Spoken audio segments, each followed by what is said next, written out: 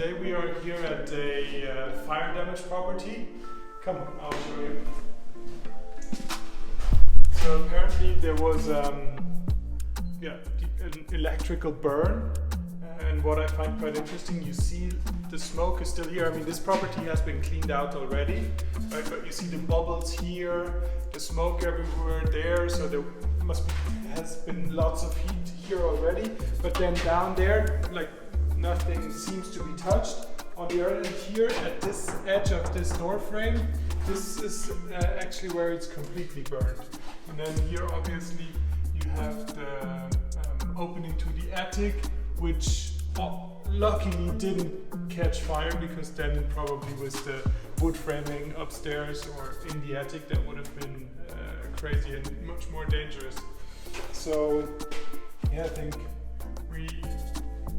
those are the main observations for now.